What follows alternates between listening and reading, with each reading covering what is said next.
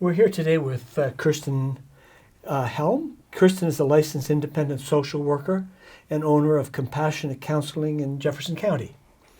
And my name's Ken Daly, and I'm a professor here at Maharishi International University. Both Kirsten and myself are on the steering committee of the Jefferson County Mental Health and Wellness Alliance. So, Kirsten, I just mentioned here that you are an independent social worker. Yeah. What does one of those do? Oh my goodness. So for social work, they can really do a wide variety of things in the human service field. So you may find social workers working in hospice or substance use treatment. So my focus has always been in mental health, and I'm a psychotherapist, which is one of the kind of jobs in which a social worker could potentially be in. So you do what kind of work in your practice from day to day? What kind of stuff do you do? Yeah, so in my practice, I do outpatient mental health counseling. So I see all adults in my practice, and I meet one-on-one with them. Some therapists do couples work. I do a little bit of that, but mostly individual. And other therapists may work with families, which is not an area that I specialize in. So the idea of social is, it's not the groups, it can be very much individual. Yes, absolutely. Now, sometimes you hear the word a counselor. What does that, is that different from what you do, or what is it? Yeah, it's a really good question, and I know it can be confusing in terms of when we talk. I know I'm confused, Yeah. and I'm supposed to be involved with this area. Yeah, so maybe a helpful way to think about it is, so for the role of a psychotherapist, so this is somebody who's able to provide what we call psychotherapy to adults, children, families, couples. You will find a variety of professionals within that in that role. So you have individuals who have a master's degree in social work, like myself. You'll have some individuals who have a master's degree in marriage and family therapy. Others have a master's degree in mental health counseling, which is more specific to the counseling role. And you also could have a psychologist as well. So what's a psychologist do? Because psychologists, some people get the two words mixed up. What's the difference between a psychologist and a psychiatrist? Yeah, great question. So psychiatrists are more focused on prescribing medications for individuals. And they have an MD degree then, do they? They have an MD degree, and So they they're have medical doctors with specialized training in prescribing medication for mental health. So that requires a lot of training. Absolutely. A full medical degree, 4 years, and then interns and all the rest of it. So very elaborate. Okay. Very elaborate. And then you'll also often see psychiatric nurse practitioners, and they also have specialized training in prescribing medication for mental health related issues. So the work that you do is not medication directed. Correct. Yes. Now, you hear another term sometimes, or at least I've heard it, talk therapy. What is that, a subset of therapy, or what does talk therapy mean? So I think the broader term would be psychotherapy, and talk therapy is what you would think of the majority of the time with psychotherapy. There have been some shifts in the field where there's therapists who are integrating more somatic-based work, maybe like body-based therapies, and integrating some things that don't have as much kind of just talking involved. There's also a kind of a subsection of what we call experiential therapies, which look a little bit different. But really what psychotherapy is where you meet with a therapist. So again, this is someone who has a master's degree. They've also gone through extensive training and licensure. So for example, to be an independent social worker, I had to get my master's degree. I had to take first my LMSW exam. Then I was under supervision for a period of 2 years. So during that 2 years, I had to have 3,000 hours in. Half of that was direct client work. You have to meet with your supervisor for a certain number of hours. It's like over 100 hours. So you're actually working with clients at this point? You're working with clients at that point under supervision. And then once you complete that, then you're able to get your full licensure. So for social work, you're then an independent social worker. For LMFTs, you no longer have the little t in front of your name. A temp LMFT is someone who's still in training. A temporary mental health counselor is still in training. So you'll be meeting with someone who's had extensive training supervision. And really the purpose is for you to collaboratively work together to take a look at what you might want to see be different in your life. So you work with the individual to find out what's happening in their world? Or Yeah, so the first couple sessions is really gathering a lot of information. What brought them in the door? You learn a little bit about a lot of areas of their lives, kind of their family, what they do for work. We get into physical health issues, really wanting to get a full picture of this individual. And really, most importantly, I'm kind of in the back of my mind asking, who is this person that's come before me? Where do they hurt and how can I help? What are they wanting to see be different? And then from there, we come up with a plan together and what they're hoping to achieve through the therapy process. Now, when you say a plan, does that take place when you're together, or is that something that they do on their own? It's something you takes place together. So it's kind of a contractual agreement within the therapeutic relationship of what it is that they want to see the focus of their therapy be. Maybe it's, I would like some support in deciding whether or not to take a new job, or maybe I've been feeling anxious with some things at school that I would like some support with, or maybe I've had a change in mood and I'm noticing that I'm feeling more depressed and sad and would like some support there. So it's really individualized to what that person brings in the door with them and is wanting to see change for themselves. So there's no set way that this unfolds. It's a matter of a relationship. Yes. So a relationship, by definition, is something that's relatively intimate, and you're dealing with mental health, which is likely the most personal part of us, each one of us.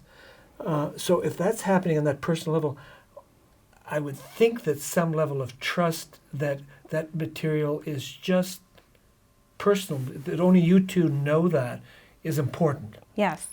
And that's something that you have to establish. Absolutely. And it's something we're legally bound by as clinicians. That there is, just like when you go to a medical doctor and there's, you sign the paperwork for HIPAA, for confidentiality, it's the same thing for mental health treatment, and it's actually stricter when it comes to confidentiality laws than it is when it's with your physical health care.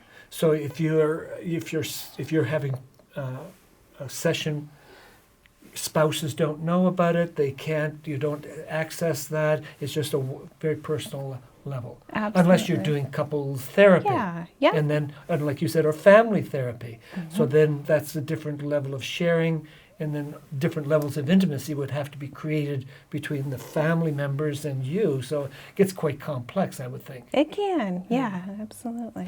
Now, one of the things that you mentioned several times now is master's degrees. So if somebody, I'm going to backstep just a bit. Yeah, go for it. I hear quite a bit when I'm working in the community that we have a lack of people to work in this area, that we need more therapists, more counselors, etc. Most of these people that are becoming counselors, do they do an undergraduate degree first? Yes. Because I've heard you use the word masters quite a bit, but so they do a bachelor's degree of some sort. Of some sort, yeah. What is there a certain direction that those things take place in, those undergraduate? Is it a master or an undergraduate in social work, or is it an undergraduate in physical education? Like sure. what is there a set? Yeah, so every master's program is going to have specific requirements that you would have to have covered in an undergraduate degree in terms of specific coursework. But I would say commonly you'll see therapists who have bachelor's degrees in things like human services, psychology, social work, some of the other helping professions. But it doesn't mean that someone who maybe went to school for education wouldn't be able to, maybe with taking a few courses, get into a master's program that would kind of allow them to be a therapist. So that would up their basic ability, and then the masters, typically the masters are 1 or 2 year programs. Typically 2 year. There are some programs where if you have, for example, a bachelor's in social work, some schools you can complete your master's in 1. I actually have my bachelor's in psychology, so I don't have both degrees in social work. So it really depends. So that degree that you have, 2 years of training, then you go into that residency, or I guess that's a physician's term, but a practicum that you work with a professional for another couple of years? Yeah. In most cases? In most cases. So you'll have internships with your master's program, and then you're under supervision once you graduate and you're getting into your first job. Then you're under clinical supervision. So just wanted to make sure, because these things are always confusing to get them all straightened up. I think we got a little bit better hold on that. You're working in the community right now, and you're working with private clients. Do they just call you on the phone and say, listen, I would like to discuss some of my experiences or feelings, and you set up an appointment with them at that point in time? Yeah, yep. So right now all my appointments are either in person, face-to-face, or I do have some individuals I see through telehealth, which I think most people are familiar with now, where it's real-time audio video. It's using a HIPAA-compliant system, so we're not FaceTiming. We're using a secure medical software. So that come out of more COVID during the COVID period of time? It definitely increased during COVID. Yeah. So what percentage of your clients would be doing over the closed system? Yeah, I would say maybe about half at this point. Is that much now? Well, and do you find it as effective? Yeah, I actually worked initially in community mental health. I was in community mental health for about 10 years, and I worked in Washington, which is similar to Fairfield and being a rural location. And at that time, we were just starting to do telehealth with our psychiatrists, which I think most people know there's a huge shortage of psychiatrists. And I think really the gift of telehealth has been that it's increased access for individuals, especially in rural communities. It helps reduce barriers to getting to appointments for example, transportation could be a barrier. And I really have found it to be just as effective as in person. There's a few nuanced differences, of course, but it really is an effective way to receive services. Because psychiatrists in Southeast Iowa, are there any resident ones around here? There's not. That's a really great question. Within the SEAL region, so we're in an 8-county region, I would have to do some research on that. If there are, we're looking at maybe one in our region, if that, and that's very few in the state. And that's why telehealth has been a boon for those folks and for these rural communities. Because rural communities have trouble attracting professionals just because of the nature of being rural communities. Yeah.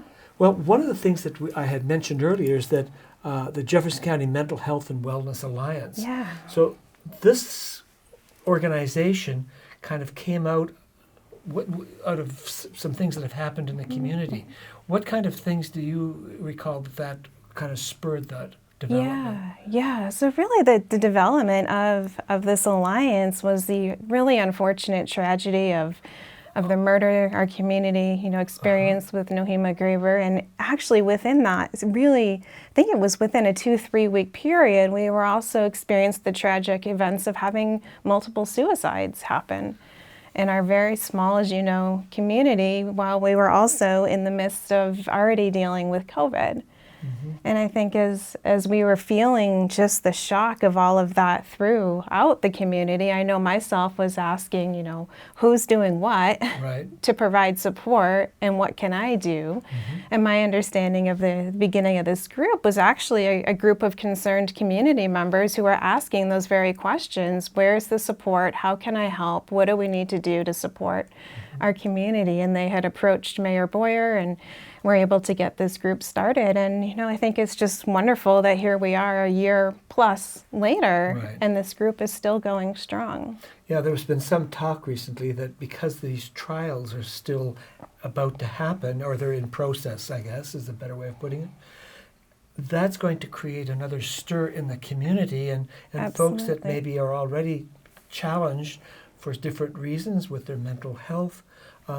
This might just put more pressure on them. So trying to be able to reach out to those people. I know that one of the things that was just produced recently is this kind of one-page resource so that all of the mental health resources in the community can be found. And this particular resource, just so the public is aware, will be available on almost every business in town, starting now. We've got about half of them already allocated to the companies, and we're going to try to put them up in all public spots around the city and venues, so that if you've got a concern, if you've got a crisis, we've got a hotline.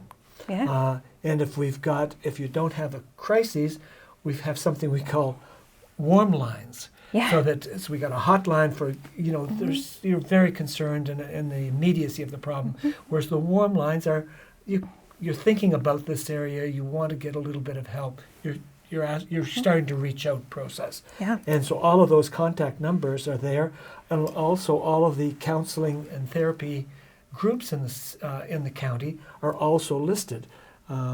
And also we talked about wellness and being able to access wellness, because it's interesting. We've got this continuum, don't we? And so often we get mental illness, and it's like, because that's very public in many cases, and it's overt, that people can kind of center on that aspect, whereas what we're really talking about is a continuum from an illness to wellness, and that a lot of the attention gets kind of on, I would call it negative because it's not negative, but on that which is demanding our attention, whereas wellness over here doesn't command our attention in the same way. And then as we start to improve our wellness, it has an effect on our mental health, not mental illness, but mental health. It's interesting, just before we came in today, I was looking at some information that says that they're saying that intense physical activity is definitely a way of reducing mental concerns, mental wellness concerns. That maybe it's should be recommended for everybody that's doing any kind of mental health work, should be starting to exercise regularly. Sure. As one of these physical therapies that you were talking about a while ago, the more somatic or body-based. Yeah. So this resources here, we're reaching out. If anybody's got any concern of immediate nature, we've got national suicide hotlines and such. 988 is the 988, is the major one if you're in an immediate way. And those that are what we'd call the warm lines, this resource being found all over the town. Yeah. We've got fridge magnets and such. They're coming out. We do. And I just also want to note, in addition to 988, which is the suicide crisis hotline, we also have a crisis response team in conjunction to the emergency room here that is operated by Optima Life Services. So if you present at the emergency room in a mental health crisis, they do have connection with a licensed master's level therapist who will provide support to that individual. And something else important to note is Southern Iowa Mental Health Center has an access center just in Ottumwa, which isn't too far from here, where it's 24/7 walk-in crisis center for both mental health and substance use. So you can get immediate support, which is something that has only been around for about the last 5 years, and is really incredible that we have access to that in such a small community. Yeah. So you're not alone. There's lots of us here that are willing to work with you and to reach out. So if you feel that you're in that kind of situation, please reach out, and there are people here ready to respond. Yeah. Thank you, Kristen. Yeah, thanks, Ken.